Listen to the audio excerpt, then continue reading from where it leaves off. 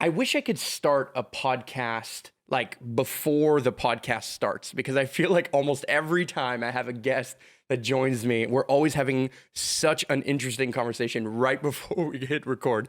So I'm going to keep that conversation going because I loved my guest here, Adam Roa, who's been on this show before. Is in Montreal doing a bunch of great stuff, working on some interesting things for 2020. And I won't get into too far of that, but we were just talking about when you graciously brought up the intention of this being for the highest good of the planet. And I appreciate that because we were just talking about things like alternative milk and like the water cost of almonds and all the things that go with that.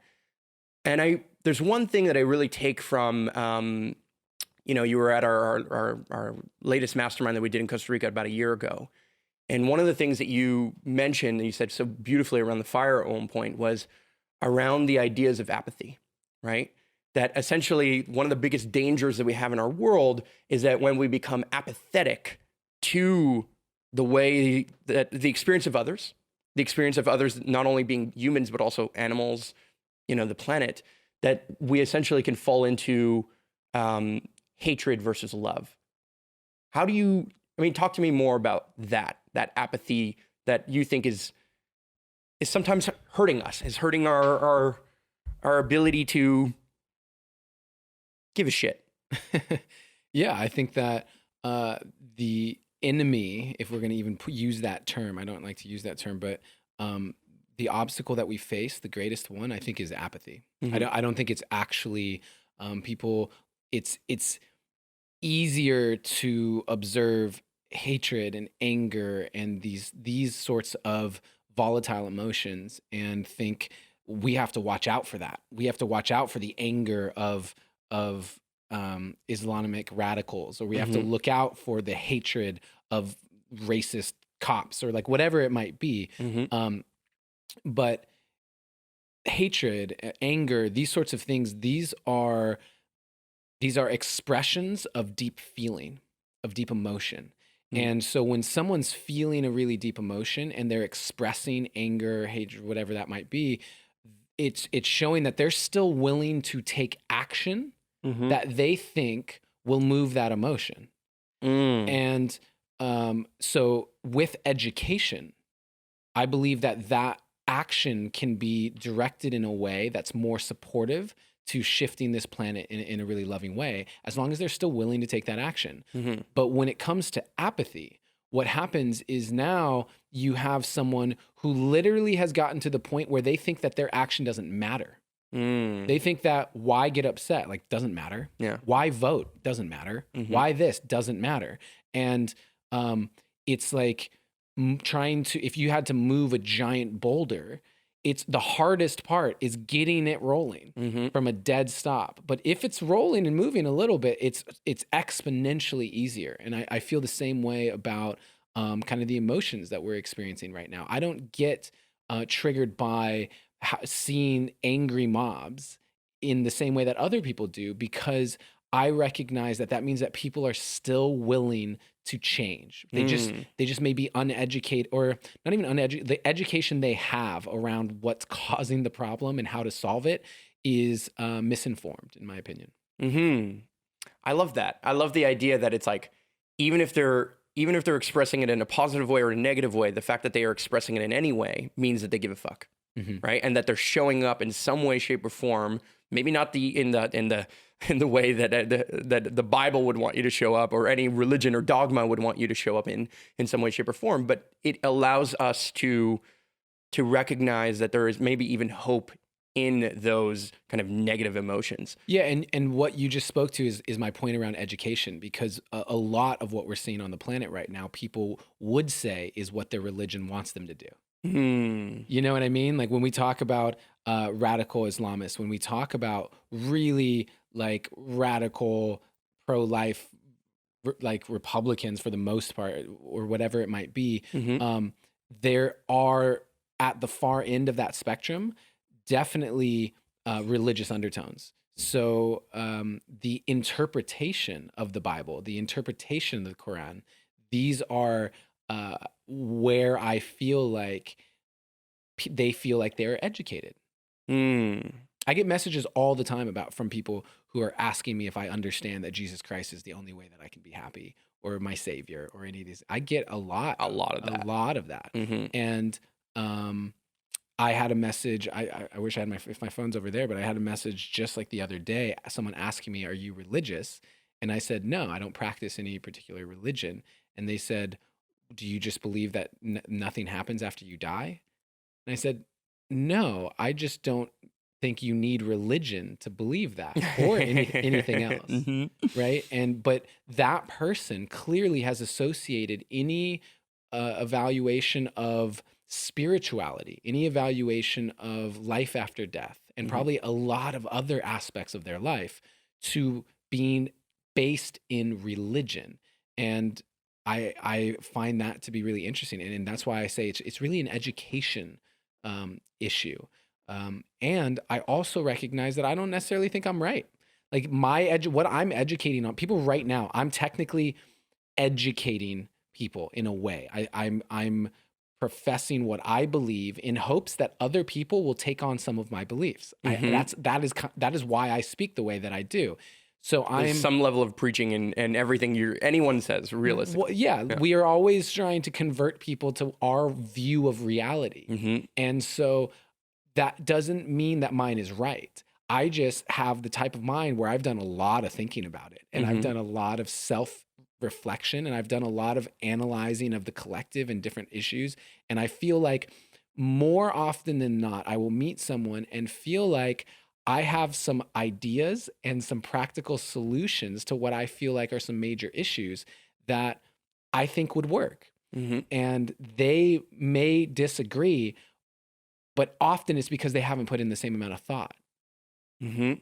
Or yeah. what their basis is for their reality currently is based off some form of fallacy or something that's outdated or whatever, like or a misinterpretation, or not even a misinterpretation, but a dramatic interpretation of a religious text or the Constitution or whatever. Totally. And I think a lot of this, it's funny, I actually, there's Ricky Gervais is this comedian, and he's very well known as being an atheist, right? And he's gone on many public shows and he's talked about all the different, why he's an atheist in some way, shape, or form. And I would say that I'm agnostic, so I don't know what I don't know, really. I don't know what to believe, right? But there was something interesting where he spoke about two core elements. One was most people's religion is given to them at a young age. So when they're told like, hey, the stove is hot and God exists and this is the God and all of those things that they can confirm to be true in other ways, and then they're thrown into that same mix with this is morality, this is the right God, this is the right way, that inherently there's no other way that they can be programmed at that moment, and to decondition that or to kind of step into critical thinking in that way is very, very, very difficult. And the other thing I thought that was brilliant is, I don't know, I mean, in everyone's mind, I'm sure there's different variations of gods, but over the years, through different religions, apparently there's been about 3,000 gods.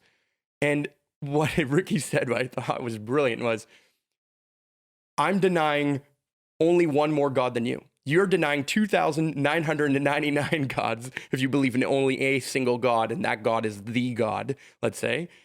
And I'm just denying one more because I just don't see the evidence for your specific case versus that next one, which is hilarious. Yeah, he's a brilliant individual. Totally. Yeah. And what I would say is anyone who's an atheist is just as ridiculous to me as someone who is an absolute firm, this is the only way believer in God. Yeah. Because what you're saying is there is none. Yeah. With a certainty. Yeah. Like if you're an atheist, you're saying there is no God with a certainty that is exactly the same as someone saying there is. Yeah. Neither of you have proof. Exactly.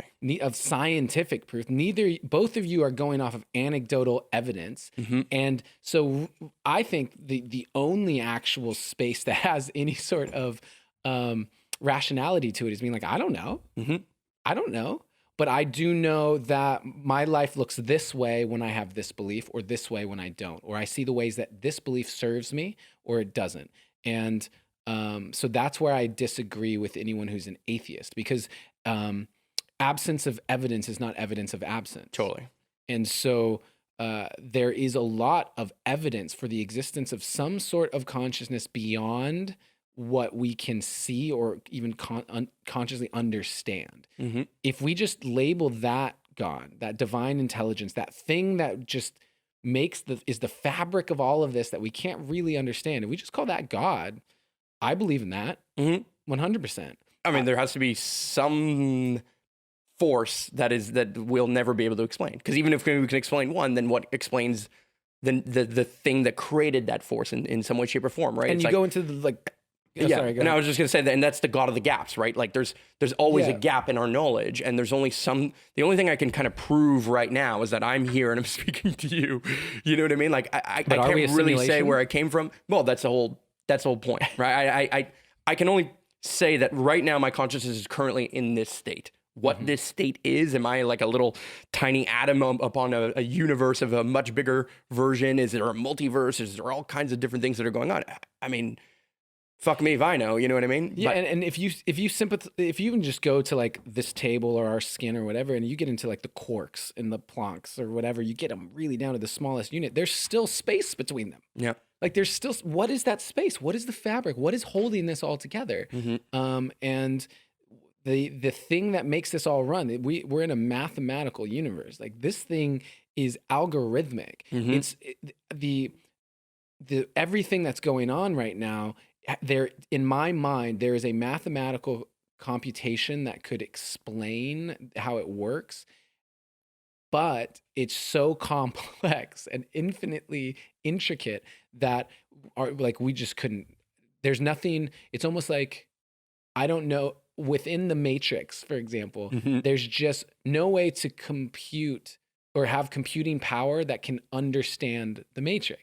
You can't create it There's from just not within enough. it. Yeah, exactly. Yeah. Right? The parameters of existence would indicate that you can't have the thing understand its existence from within inside of it. Totally. But that doesn't mean that it's not like Useful to pontificate, to try to understand further, so on and so forth. and so with all of those patterns and all of the geometry and all of the math that describes it, I'm like, how did that happen? Like what set that in motion, that this isn't just all completely random? Where did that come from? And I believe in a lot of crazy stuff, man, because I've had a lot of crazy stuff happen in my life. And the thing is, we create our reality through the lens that we wear. So if I believe in some divine intelligence and some guidance and some intuition and some all these parallel realities and blah, blah, blah, it will have an impact on me. So maybe you don't need to look any further than if you believe in a God, there is. Plain and simple. If you operate in a way where you believe that there is a God that is having some impact on your life, that becomes true. Which also becomes true that you are, in a sense, impacting. It's almost like you are that God in some way, shape, or form too. If your choice and your belief kind of informs your reality, then you are participating in the creation of that reality in some way, shape, or form. So there's like a greater intelligence potentially that is making all of this happen. And I'll attest to the fact that in my life, there's clearly a greater intelligence that's making something beautiful happen. You're welcome. Yeah, exactly. But I wanted to ask you about, a large portion of, let's say, 2019, and kind of leading up to 2019 and kind of you and I connecting and meeting, was you were informed by a guidance of what is it like to choose love, right? And that was just a quick recap. Just tell me how you got to creating that as an ethos, because some people see it as like, oh, that was a show. I don't see that as a show. Like the show was just a byproduct of you documenting the process. But you made a choice somewhere in there to move away from apathy, to move away from like disconnection in some way, shape, or form, and to say, hey, I need to be able to find and choose love even in the most beautiful spots. It's easy to do, right? See a beautiful sunset, easy. But do that in the hardest of ways, in the hardest of places, in the depths. What would you say you've learned through the art of choosing love and that kind of, I don't want to say even an experiment. I think it's probably still with you, but I would love to know what you take away from it. Yeah, for people who aren't familiar, I went through a breakup after 10 years together, and it was really unexpected. We were talking about having a baby. It was, outside of the first 6 months of our dating relationship, I never once thought about breaking up. I thought, this is the person I'm spending the rest of my life with. And that was just, so whenever we got into arguments or anything, it wasn't like, is this off? Is this wrong? It was like, how are we working through this? Because we're spending the rest of our life together. I love you more than anything I've ever loved in my life. And so when that kind of unexpected breakup happened, I was meditating the next day, and this message came through to film everything, just film everything. And I have a background as a filmmaker, and I hired some friends, and they brought cameras, and we literally just started filming. And we filmed for 6 months. So I flew cameramen to Hawaii, then we went to Florida, and then to Colorado. We did all that before I even knew what we were filming. It took us 6 weeks to know what we were actually making. I was just filming everything, and it was primarily me crying. It was me crying, like, what am I doing? This is so, like, what is going on? Because my entire world was turned upside down. And what I it evolved into was understanding, when I was on tour for my spoken word poetry show, Permission to Think Freely, people were coming up to me afterwards, and they were giving me such thanks and appreciation, because the message of everything that I do is about self-love. I believe that pretty much every issue that you are having as an individual and collectively, we can bring down to some form of self-love and worthiness conversation. And so people were coming up and saying, thank you so much, because I've been hearing this message to love myself, but I didn't know what that means. And I recognized that I was in this bubble of personal development as this life coach and these things. And in Southern California, amongst these conscious communities that have cuddle puddles and like sharing circles. And for most of the world, when you say, love yourself more, they have no idea what to tangibly do to actually take action on that. And that was eye-opening for me. And I recognize that even in like my breakup, for example, we were both choosing love. Any situation, love is not empirical. There is not a this is love or this isn't. There is, from my perspective, this is love and this isn't. And from your perspective, this is love and this isn't. And from someone watching us, this is love and this isn't. And there's like, you could have 100 people have 100 different views of what love is in a particular situation, what the loving choice is. And so for me, it was a number of things. Primarily, it was me saying that I feel so certain that I have done the work, I have done the self-reflection, I've done the plant medicine ceremonies, I've done it where I feel really confident that I am leading my life embodied in love. I believe that in every situation, every single moment of my life, I am choosing love to the best of my ability at like a high level. Like, it is very much a part of my ethos and what I stand for. And you've seen me in some intense situations, actually. And I feel like you see how I show up and hopefully would agree with that. And so instead of trying to say, this is how you guys should live, I was like, let's put a camera on the most difficult chapter of my life I've ever experienced and show how I'm choosing love in these moments for myself and in these situations. Because if I can just show how I'm thinking, I'm teaching someone to fish. Instead of saying, here's a fish, do this, I'm teaching them how to find it for themselves, because it's not empirical. It has to almost be witnessed. It can't just be like, it's not like a help video on YouTube where it's like, take this step, take this step, take this step, go to the spa and you've chosen love. It's not really like that. And different people are facing different situations and different kind of programming, or, you know, years and years and years of, I don't know, PTSD is not solvable in just a couple of choices. It's really a process in and of itself. Yeah, and it became this YouTube show called The Art of Choosing Love that still exists out there if people want to find it. And it continues to be something that I get messages from people who are like, wow, I can so relate to this and understand this.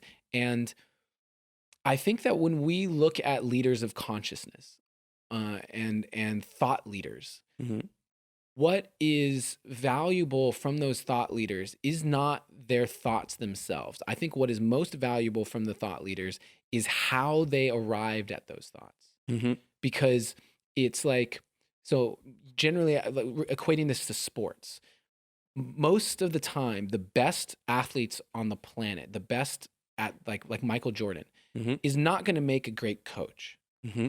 because he just can do things that the average person cannot do. Mm-hmm. And because of that, the way that he approached the game is just different than most people. The best coaches are the ones who weren't necessarily the best athletes, who had to really figure out how to do it technically and like get the most out of themselves. Mm-hmm. And so they're able to reverse engineer what they did and translate that to a wider array of people. And I think that the same thing can be said for these leaders of consciousness, these thought leaders, is like your brain, like Mark Angelo, your brain is not the average brain. Like you are a freaking genius in a lot of ways, man. And I so appreciate that. and so if you just taking your thoughts, like now to follow you, we're just sheep. But if you can reverse engineer it to a way where I can understand how you got to that, I can now have the skill set and the tool set of how to look at a situation in the future on my own Mm-hmm. and continue to have those sorts of tools under my tool belt. It's an amazing thing that you said that, because I'm in the process of like basically actively doing that. That's what Superhero Academy, and it really is. It's like I found a way to be self-empowered in my own passions. And that for me looks like entrepreneurship, but that's just a title. That's almost like a job title, but it's not really what I do. It's I am passionate and therefore I am studious and therefore I see logic and I am able to create connections and take risks that I've calculated in some way, shape, or form. And that's why I'm an entrepreneur, right? I'm not an entrepreneur just because I was like born with it in some way, shape, or form. And I think somebody like a Gary Vee will say, like, look, you either have it or you don't in some ways.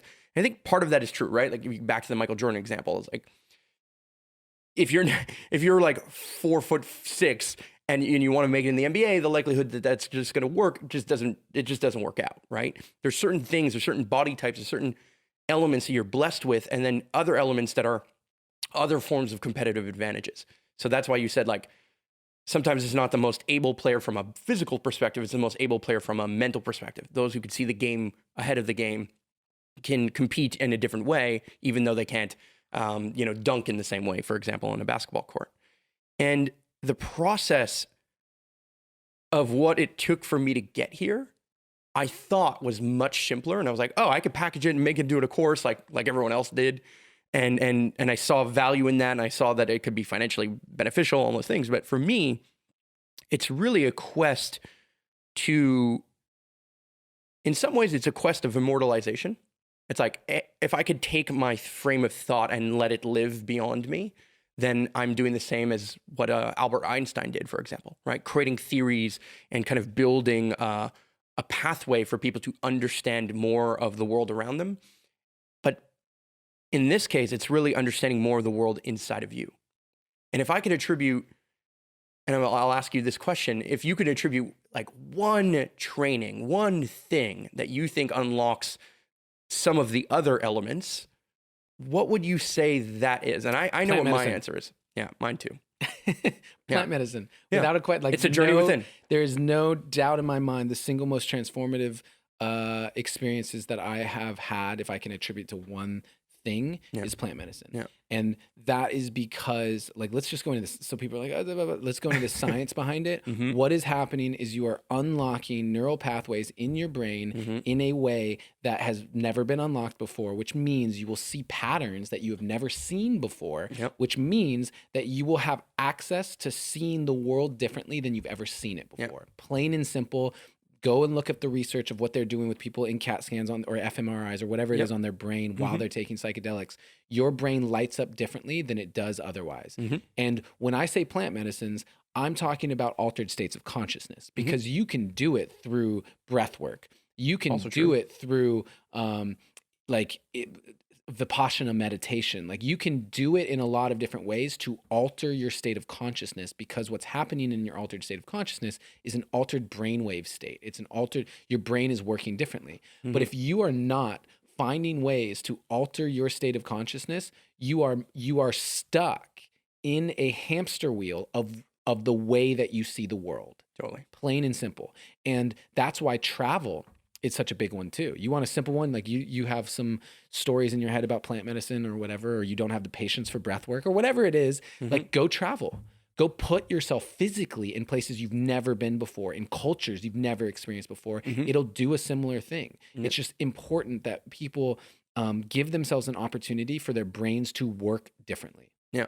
Yeah. And I think on a physical level, it's to work differently. And from like an emotional level and maybe a mental level or intellectual level, as that happens within you in the chemistry of you, you are perspective shifting.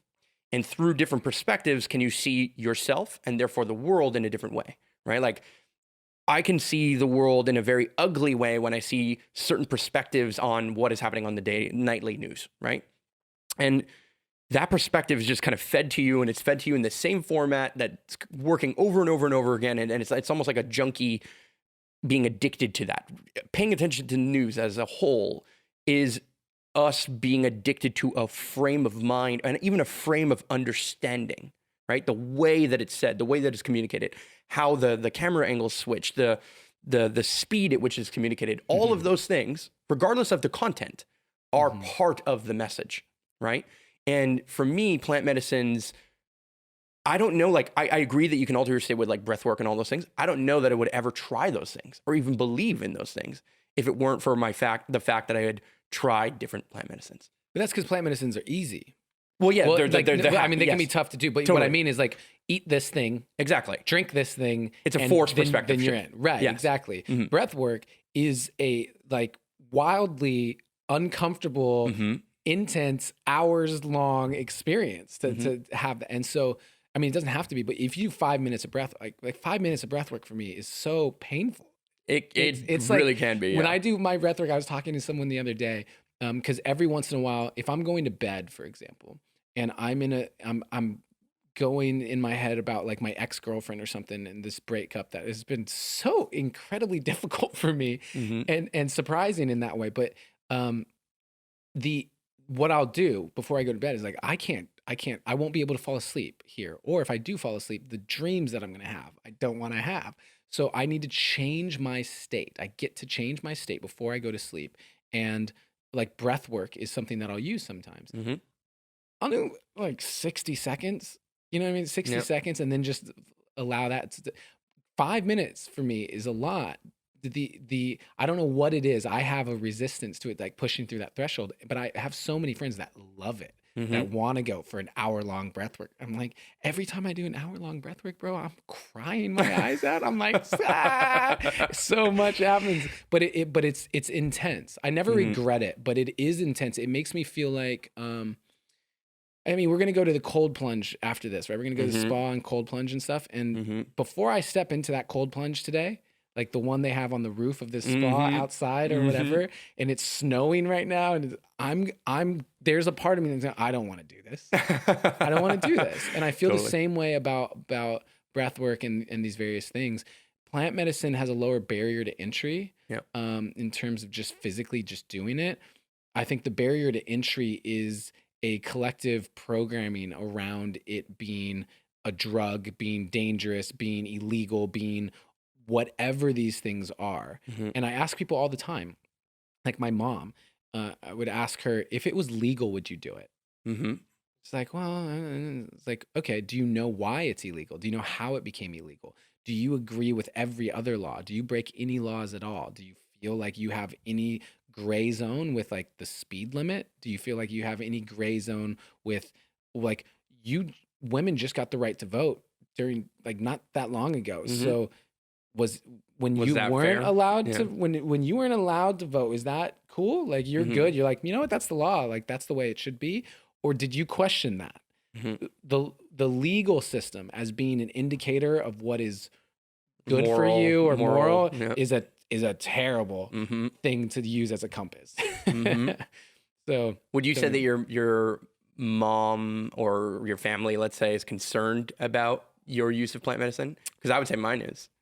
Like, I think my like when I told my parents that I do psychedelics, they were like legit concerned. they're like, oh my God, is he addicted? And I know they asked my brother's behind the camera here running the podcast. I know they asked him about it. Like, I know they're like, oh my God, do you think like Mark's okay? And I'm not doing like hard drugs in terms of like cocaine or any of those things. It's not like, for me, plant medicine is not addictive at all.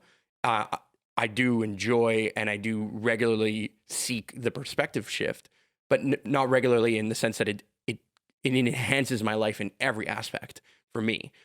Do you feel that others in your family and your upbringing are concerned about your use of plant medicine? Not anymore. Yeah. Not anymore. I've had family members do it. Oh, amazing. Yeah. I'm a bridge. I'm an entry point. I would say that when I was younger and doing, like I did mushrooms for the first time when I was like 18 years old or something.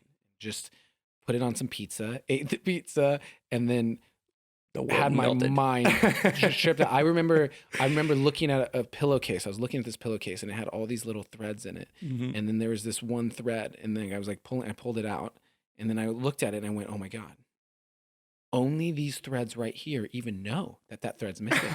The threads over on the other side of this pillow have no idea that thread's gone. I was like, I can't be this thread. When I'm gone, I want the whole pillow to know. Like, I want to have impact. I want to be woven into the fabric of this whole thing so that it feels like I matter as a thread. And it was the thing that got me to eventually leave the path I was on and pursue acting, because I felt like acting was the way for me to make a bigger impact. And so it was, it's also culturally the thing that the most famous people that we knew at that time were generally actors, right? Yeah, like, they were in the United States. Actors are celebrities. That's our royalty. Exactly. Your version of stardom is acting at that moment. And I felt like I needed stardom to make impact. That was the association. I felt the same way. I think I've gone through the same pattern, and it's changed for me now. And I would love to know how it's changed for you. Well, and so to finish that thought, I did it at 18. When I'm 18 years old and I'm doing mushrooms and I'm screwing around and I'm like watching movies while on them or playing in the mirror on them or whatever it is, it's a different experience. I'm still having depth of thought. That's why I kept going back to it. But when I'm doing that and my parents are seeing me, also drinking, and I got into heroin for a little bit and these things, like when I just throw that out there, Sure. but like it was a different thing. But all of a sudden my parents came to visit me in California, where I'm living in this ocean view home. I'm creating really beautiful impact and putting out positivity. I'm in a loving, committed relationship at the time. I think we'd been together like 8.5, 9 years, thinking about having babies. I'm doing well in all of the success metrics that they care about. Now, wait, how are you doing this? Plant medicine's a big part of it. You can't deny the results. And so I think that is really important for why I speak so openly about my use of plant medicine, is because you and I both know that I would say a large majority of the like tech startup companies and the like CEOs of major companies are using some form of psychedelics or have tried some form of psychedelics. Steve Jobs was very open about LSD being one of the most transformative experiences of his life.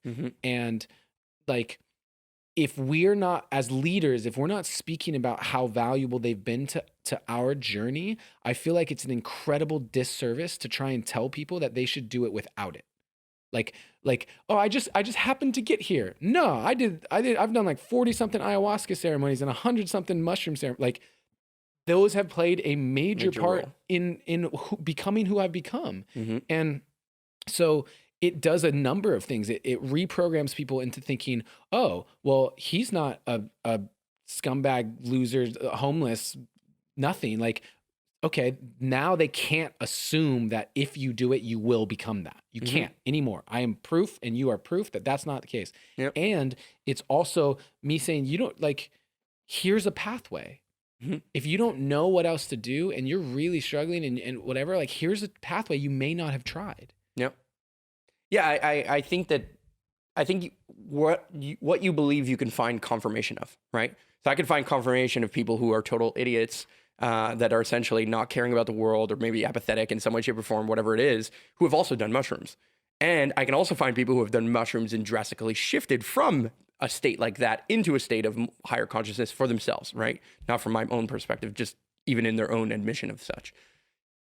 I think what's interesting is the mindset that is behind someone like you that is saying, I want to have this impact, right? Like, where do you think that comes from? That, and I know that there's no one answer, but how does that continuously grow in you to say, I want to have a legacy, meaning I want, when this thread leaves, that all the rest of the threads are kind of aware, and that impact is kind of being had. And how would you define that more and more? Because I feel like I'm getting that question more and more. Like, what is impact? Yeah, what does that mean further, right? Because it's like, I love to break down things a little, because it's so easy to say, like, I'm dedicated to impact and sustainability. And you and I both know a ton of people who are essentially talking about a lot of this, right? And it's super easy to be, I don't know, in SoCal, just being like, we need to have more trees and climate change is a problem. And then at the exact same time, just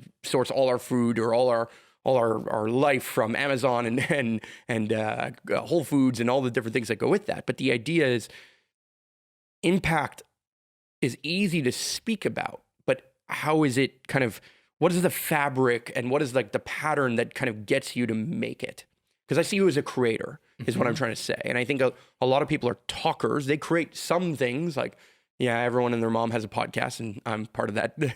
We're both part of that The deep family. dive with Adam Rose. Shout out. Yeah, shout out to that. Exactly. Podcast. Links in the comments, as you know. But where are you kind of like, what are the metrics you are seeing for impact playing out? Yeah, well, metrics are difficult. Mm-hmm. Metrics are difficult because they are so devoid of feeling. Sure.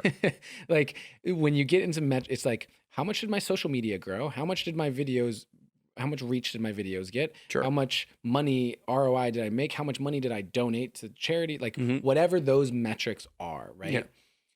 For me, you have to look at all of them. Mm-hmm. First of all, you have, from the metric standpoint, because if you're not measuring it, you're not managing it. Mm-hmm. So it's important to at least understand that those metrics theoretically will all go up Mm-hmm. if your impact is Yeah. going up. They're indicators. They're indicators, exactly. So I do look at those things. Mm-hmm. However, what I would say for me is making true impact right now is feeling like I have a system in place, and I don't have it yet. Like, I'm getting it in place Mm-hmm. to really take people from wherever they're at in their journey and be able to support them in evolving into a happier, more prosperous version of themselves. Simplified, I want to help people understand how to love themselves more. And as the result of, like, my poem has been viewed like 200 million times, right? It's about Mhm. self-love. On Goldcast, shout out. Shout out to Goalcast for Mhm. putting that video out. So that is impact. That's 200 million views. Mm-hmm. There's a lot of impact. But for me, that isn't the depth of impact. Yeah. So what I'm looking at is like, okay, all of these people, I'm getting messages. Every week I get messages still from people saying, how do I do it? How do I do it? So what did I do? I wrote a book called Mhm. Treat Yourself Like Someone You Love, 3 tools to make self-love easier, and just outlined the 3 tools that are the foundation of my self-love practice, because I was sending these messages like almost like a templated response of like, hey, here's what you could do. And instead of doing that, let me actually put a book out and just say, go get this book. Because I wanted that to be deeply impactful, I made it free. Just pay for the shipping and you can have the book. because people are writing to me because it's such an international audience. And now there's people in Australia who are paying like $15, and the book is short, simple, sweet. It's like 33 pages. It's like, I wanted it super easy to understand. I'm like, $15 for the book. And they're like, well, it's like, that's like the price of, okay.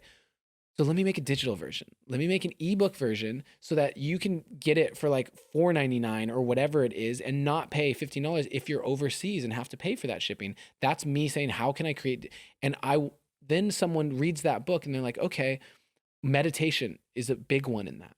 Mm-hmm. Meditation is one of the first ones. Journaling Mm-hmm. is the second one. And movement, like actually moving your body, is the third one. So meditation, some people write to me, they like, I don't know how to meditate. I'm like, okay, great. Let me make a guided kind of meditation. So I make my poem into a guided meditation version with just like piano music underneath it, as if I'm speaking right into your ear. You can hear that you are who you've been looking for. And that is, I'm like, if you don't know how to meditate, just listen to this in the morning with your eyes closed and still, and just like listen to it as an affirmation. Great. You don't have a journal because you don't journal. I made journals that say, treat yourself like someone you love, right on the cover to remind you why you're journaling. Mm-hmm. And do you see what I'm saying? Like, I just looked at what is the next step in someone's journey? How can I help them on this path of evolution? Because and help them through their own understanding of it. Yeah. I love your recipe, because what you're really doing in, like, underneath meditation, which is that's a good head bullet point, right? You'll see this in any, I don't know, Forbes article. What's one of your morning routine? Like, every, famous person is essentially asked those different questions. Mm-hmm. And I don't know that the morning routine is something that you should take from other people. I think the idea of meditation behind that is you're taking this time to slow down, to think, and to feel, and to combine those two things, and to create a relationship with yourself. In and of itself, exactly. So by doing that, you've already taken time, which in and of itself is healing and helping you. Even if it's not helping you love yourself right away, it's helping you understand yourself. It's helping you see, oh, I'm doing nothing and this thought came up. So I wasn't just triggered by the world outside of me. I was just here doing zero. And this thing started to affect me, or I started to feel this thing. See, and that though, Mm-hmm. that is a jump. Yeah. Like I would say most people, if they were to sit still and have that emotion come up, wouldn't do what you just did. 100%. Like, that is what I mean when I say what I feel like my gift is in really seeing these steps and these pieces and the reverse engineering of human consciousness to the point where recognizing, like, that's a Michael Jordan move. Like, that, what you just did is a Michael Jordan move of, like, that you on it probably just take for granted. It's like, yeah, wow, look, this just came up.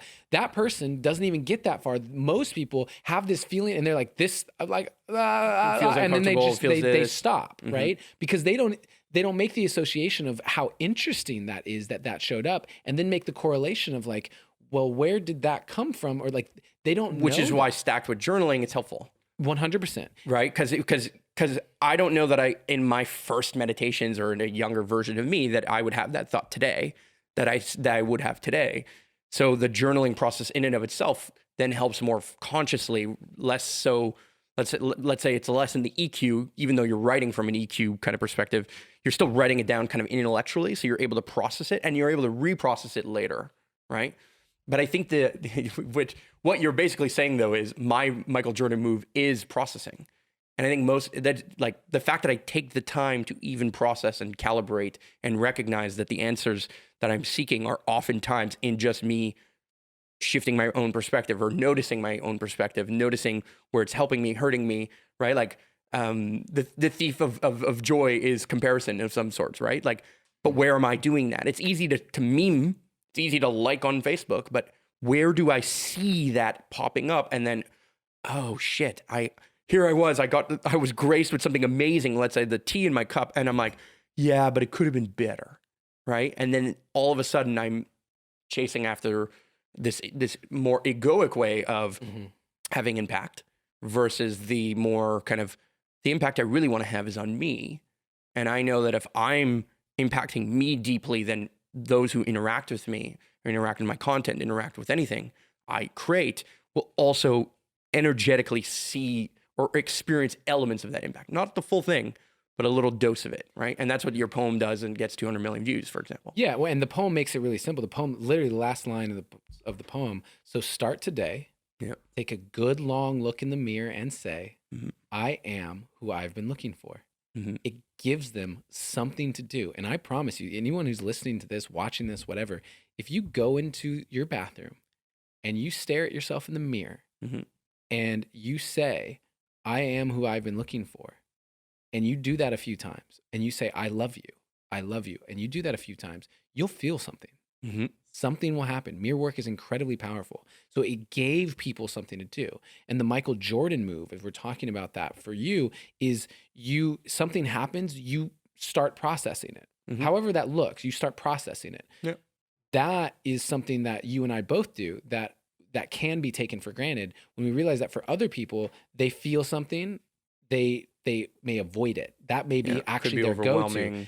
And so they actually have to be taught to process it, mm-hmm. how to process it, but even the instinct to process it, that is something that people can be helped through and supported with, and is a big part of what I believe is missing right now. And it translates through relatability.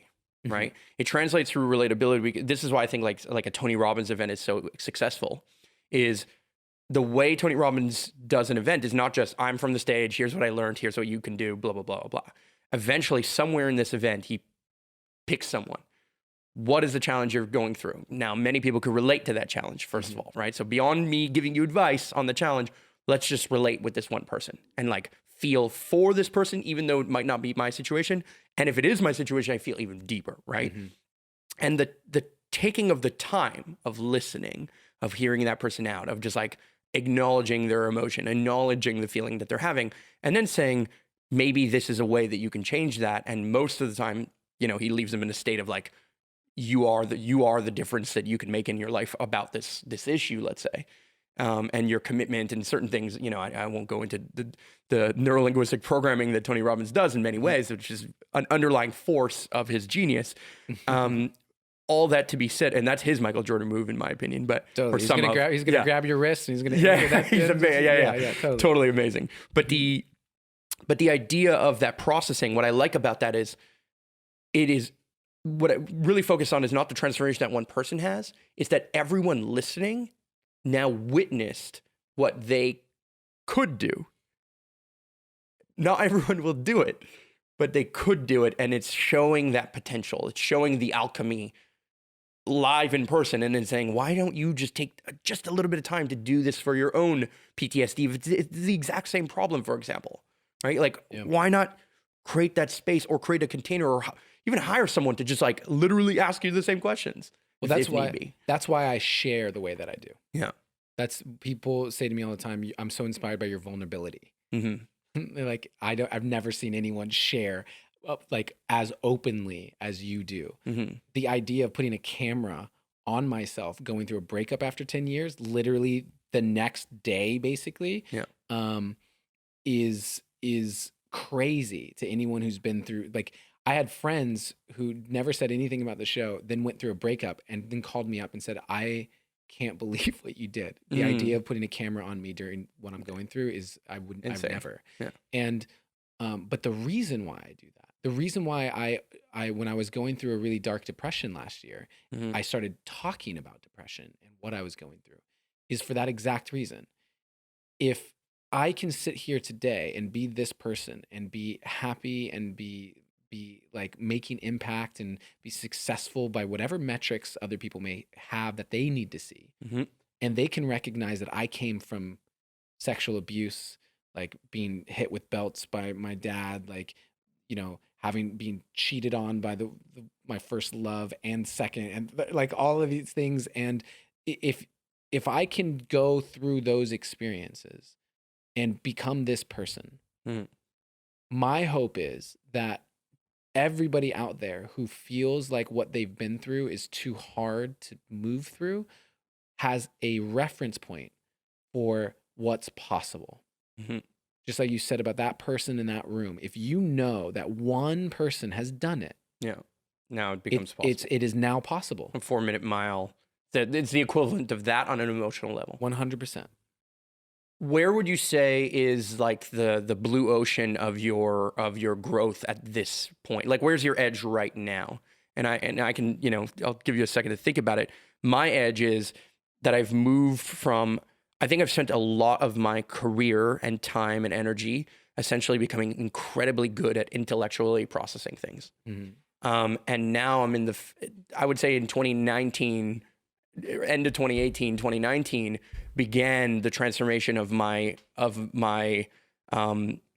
emotional processing of things. And for a minute, I was confused through the lens, or I was kind of... You said end of 2019? To the end of 2018 and the beginning, or all of 2019. All of 20, okay. Yeah. Got it. So basically when you and I met, I was like in the first deep dive of, okay, my brain has gotten me so far, but now I cannot go further in my impact, and everything I share is just not going to land, even though I have all the different tools and I know all the hacks, as you know, of like what it takes to gain attention online. And so I've actually spent almost all of 2019 not scaling my content. And people ask me like all the time, they're like, well, wait a second, you're the guy who knows how to scale all this stuff. Why aren't you doing it? And I'm like, because right now I'm in the dojo. I'm making the content, which is important for me to build that consistency. But I'm in the dojo of attaching my emotions into that content in and of itself. Right. And for me, I learned, or I the way it was communicated to me for a long time was, you're feminine. You have to be in touch more with your feminine. What I've recognized is I actually am very much in touch with my feminine in many ways. And I actually use my EQ a ton, but I don't bring that forward. It's not the way I present myself. It's not the way I've shown up in certain ways.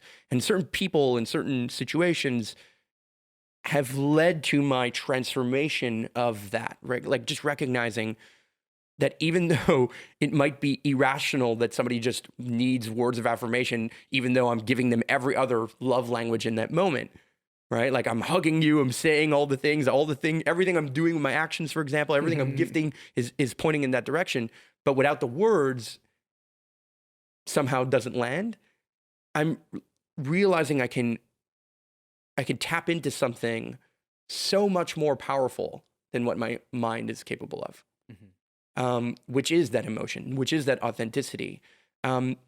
Because authenticity is a strategy. Vulnerability is a strategy. It's like, look on Facebook now. Everyone's trying to do these long ass posts to just fill up their coaching program. And like, we're all guilty in some way, shape, or form. I'm not trying to say guilty from the perspective of doing it. We've all done it in some way, shape, or form. I just believe that some people, including myself, have done it from a position of strategy rather than a position of like authenticity. In my experience of... Yeah, exactly. Exactly. So my experience of you is that I really, truly believe that everything you are doing is from a place of authenticity. And it's not to say that you don't have strategy behind it. It's not to say that you're not conscious of the fact that, the impact that it has in another way, or the impact it can have to your wallet or whatever it is. But where would you say your edge is on that? Because as I'm breaking through on these different pieces, I know that my impact in this way, and in the way I think you create as well in some way, shape, or form, is going to start really being felt, not just seen. There's a difference between what I can do to get it seen, but felt. What's your edge at the moment? Within authenticity or just in general? Just in general. Where you feel like, oh, I'm butting up against a wall here. So for example, earlier you mentioned sometimes I have a resistance to doing breath work. I don't know why, right? I feel similarly, but that's not an edge that I'm actively working on or exploring at this moment. It's not my priority at this moment to figure out how I can do a fire breath for an extra 10 minutes a morning or whatever it is, right? So, and I've gone there. I mean, we legit, I've had Wim Hof sleep in my bed. Because we brought him to Montreal and we did a Wim Hof training on the mountain here in Montreal. Got him drunk and just wanted to sleep with him? I didn't get him drunk. He got himself drunk. You want to cuddle with him? No, I didn't cuddle with him.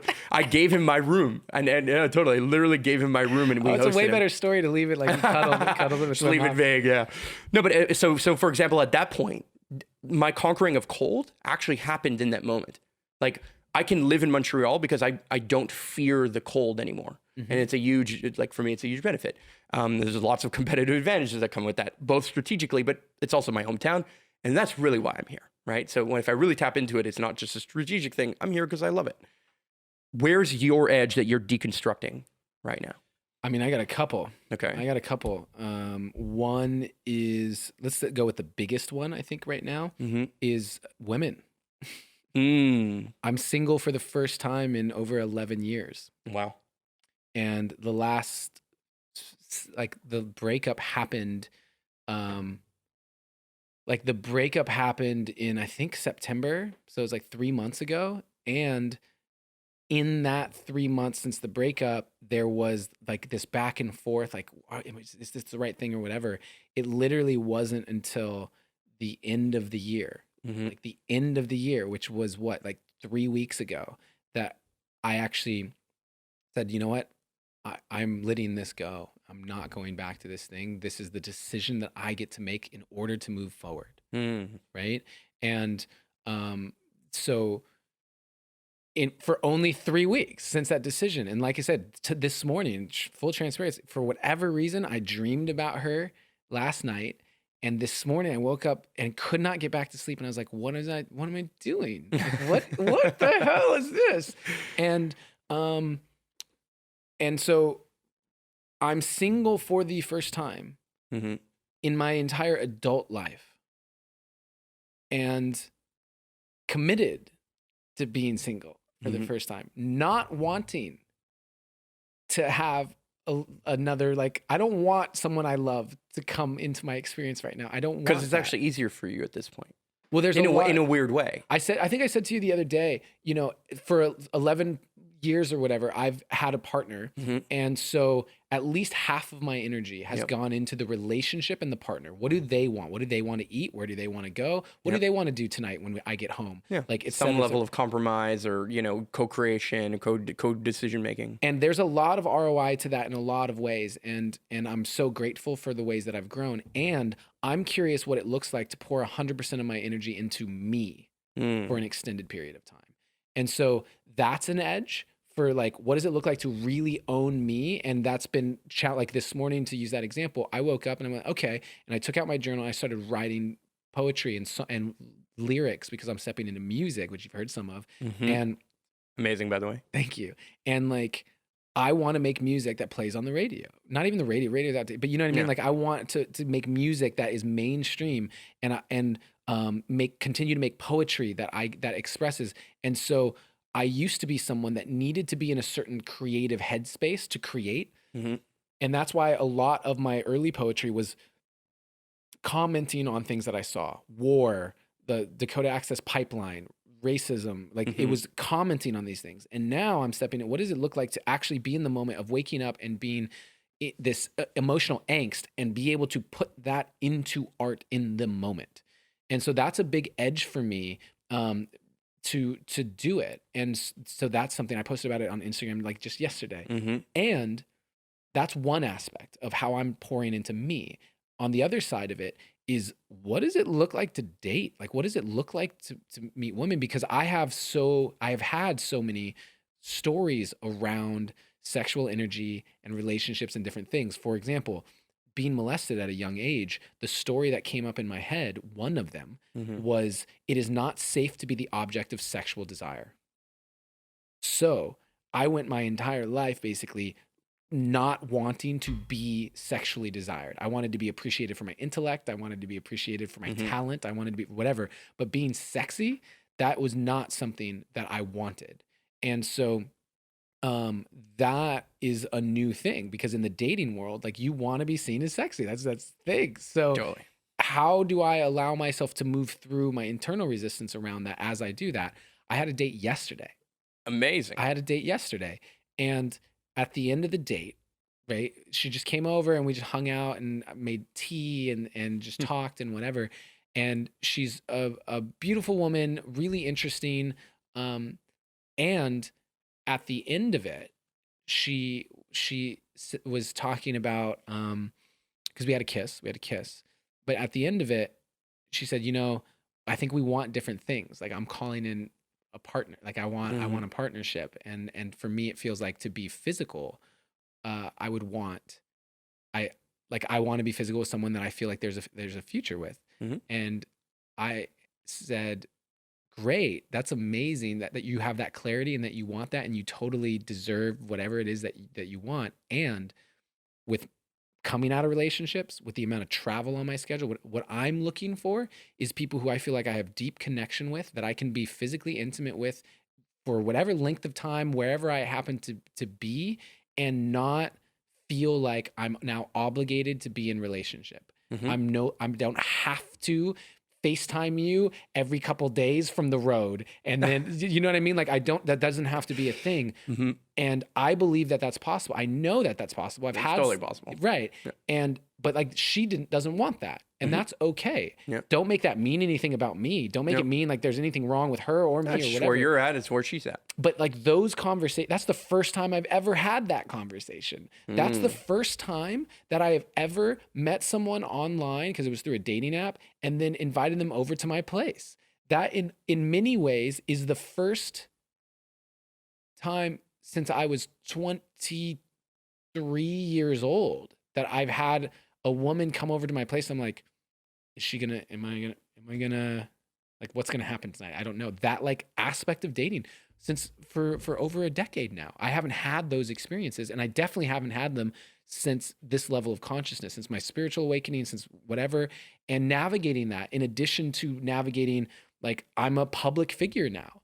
I have these things. She found out when she like, we weren't going to meet up, and then she found out my name. She's like, can I have your name for save your number or whatever? I gave her my name. And then she realized she had seen my poem. She's like, oh my gosh, I've listened to your poem so many times.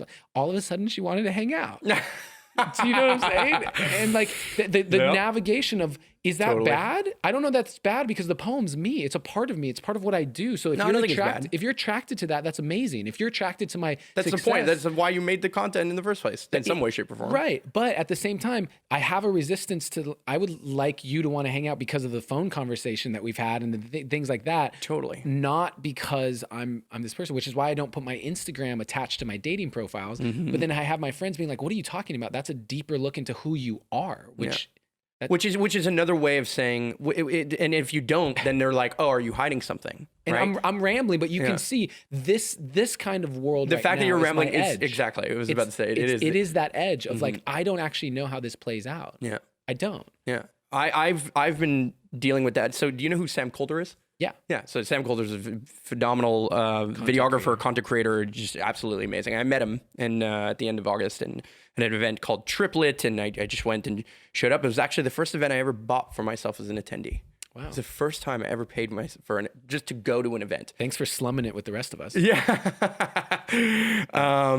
And so I really respect his art. I really respect his ability in terms of video and all that kind of stuff. But I wanted to kind of know a little bit more where it came from. And it wasn't from his personality. It wasn't from his like ability to speak or move a room through his ability to give a speech, for example. In fact, I thought he was a horrible speaker in many ways. Much love, Sam. Yeah, I thought you were great. I thought you were good. I want to collaborate. I would love to collaborate. Yeah, and it's going to happen. I know. But to credit him actually is to what he told me, and I have this on camera because I just vlogged the whole thing. Because sometimes I'm also filming for no particular reason, but I know I'm going to do something. You were fanboying, don't lie. You were fanboying. I'm 100% fanboying. Yeah, of course. I went there to meet these awesome people, right, and build connections, do this stuff. But from an emotional level, what he told me was, you know, at that time, his latest video was his Hey Tim video, which is about his brother who died, and it's almost like a writing to his brother who's been dead for 5 years. Right? That's the premise of the video. And he says, for 6 months, I didn't see anyone. He's like, I lived like an opposite life. Like I was up all night and slept all day. And I was like in a form of isolation. And in that time, I was able to put enough time into the craft. And throughout that trip, he like literally showed us the process of what it took for him to make like a 1 second transition.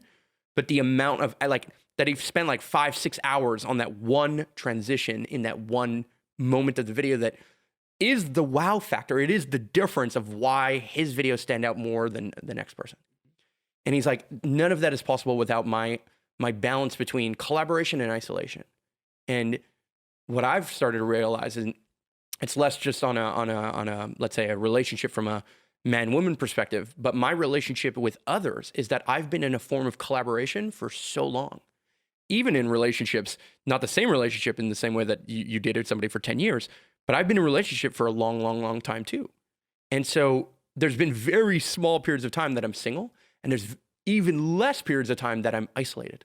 Mm-hmm. And for the first time ever in this particular spot, the Storytory, even though there's lots of collaboration and lots of energy coming in and out, it's actually this time I spend the most amount of time isolated. Like, I legit had no plans yesterday, and I had legit no plans today. And you just so happen to be in town, and you know, obviously I've made some plans. We're going to go to the spa and stuff. But the idea of,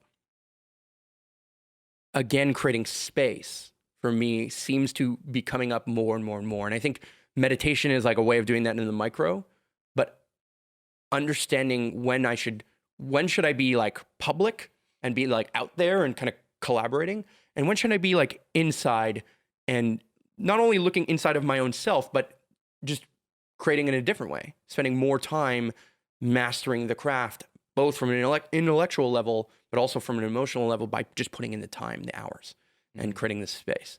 Mm-hmm. So, you know, shout out Sam for I think the brilliance that you shared with me there, because it's still sticking with me.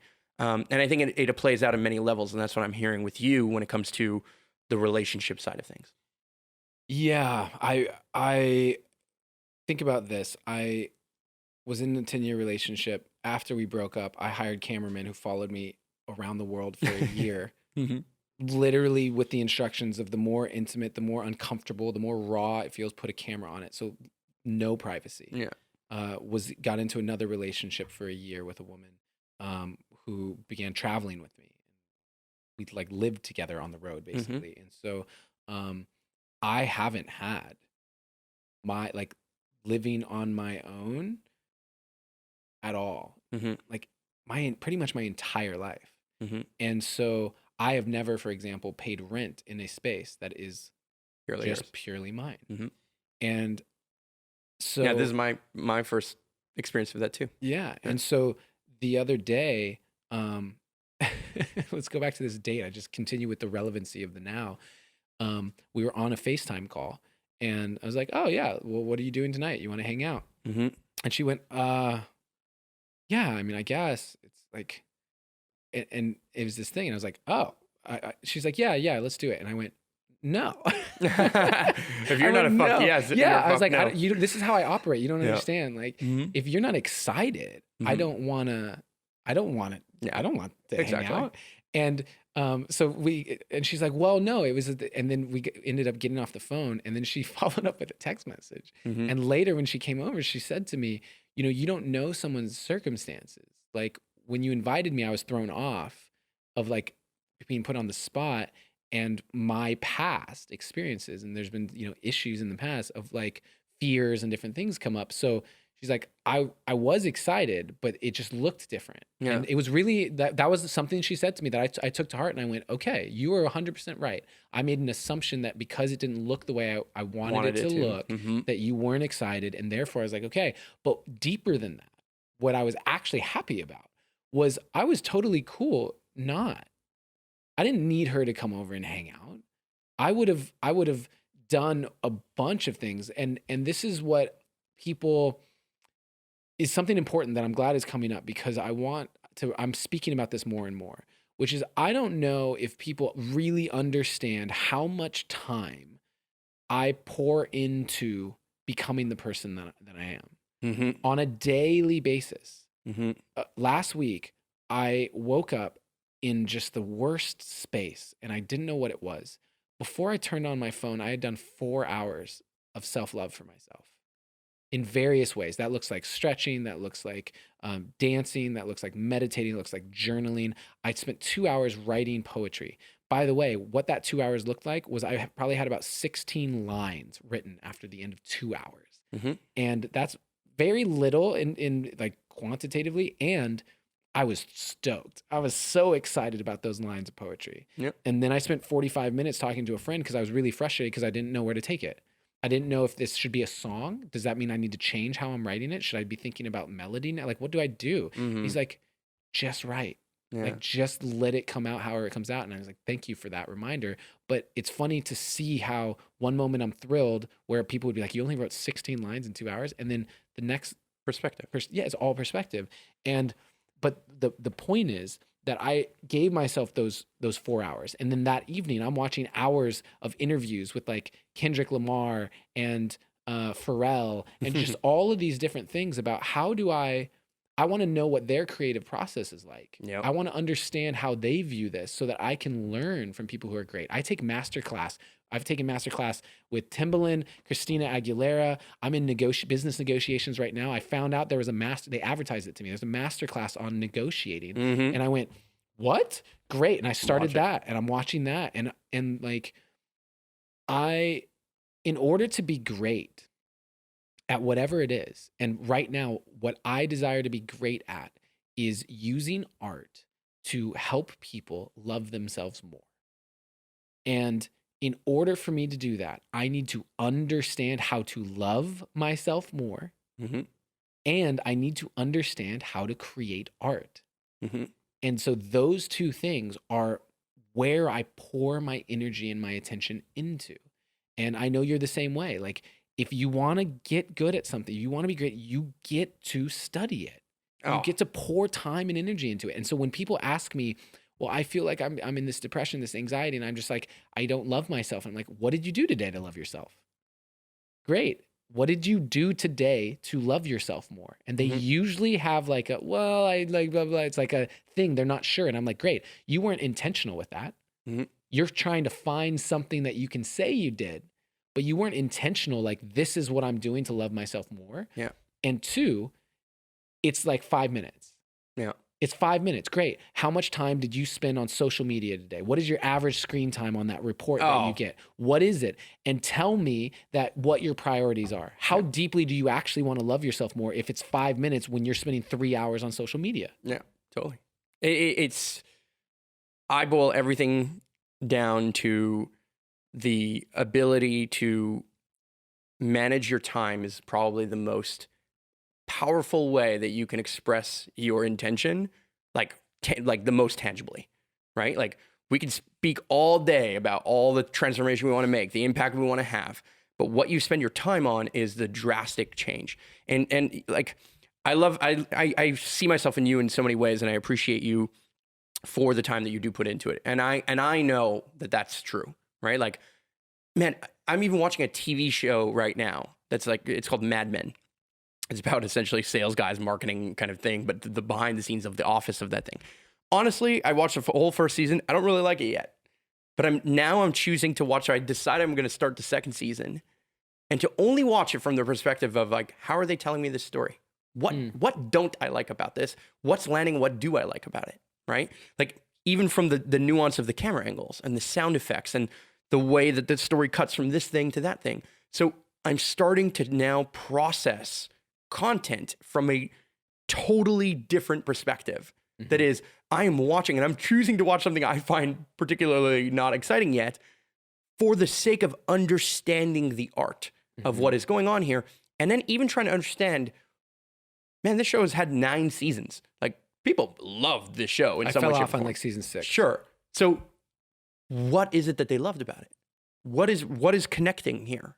What is the message behind just the content? And here's the little element of it. I mean, I'm so fascinated with the world in so many ways that passion then translates into some form of art. And the more clear you become on it, and I think that you're demonstrating that, the fact that you could say, this is what I want to do. I want to use art to make people understand how they can love themselves more, in and of itself is translating through you powerfully and now out into the world. So with that, what would you want to leave somebody with who's listening to this? You know, they made it through over an hour of us, chatting about different ways, different perspectives that we've had, and how that's affecting us. Is there anything you'd want to leave somebody with that might want to learn more about you, anything like that Doesn't have to be a shout out of any kind, but any final thoughts? Well, it's what I'll say is that it is very much a journey. It is a journey. It is a never ending journey. I'm experiencing my own levels of how much I can love myself and expanding those as we speak. And so I think that it's important to be supported along the journey. And so things like this podcast are really useful, certain books, whatever it is. And so if people have resonated with my particular outlook on things and want more of Adam Roa, then, adamroa.com is the place where they can find the books, the album, the poetry, videos, and then, my podcast, The Deep Dive with Adam Roa, and then social media. So that's where they can go. What I would say is to find the things that work for you. Go hard at those things. Treat everything that you want to shift in your life as if it is a skill that you can get better at. And if you do that with loving yourself more, with making more money, with creating more impact, whatever those metrics are, like whatever it is, if you actually treat it like something that you can get better at, it'll happen. And the best way that I know how to do that is to learn from others who have shown a level of skill in being able to do it for themselves. And that's really, really important. And something that I highly encourage people to do is find that mentorship. And it's never been easier with the internet and social media. It's never been easier for you to find free YouTube videos, free podcasts, Instagram posts, like whatever it is. And so there's no longer any excuse. There is not an excuse for you not having access to change it. And so take ownership of that and really allow yourself the permission to change your life. Beautifully said. Thanks, brother. I appreciate you coming on, and where you can find those links in the description, you know where they are. See you next time.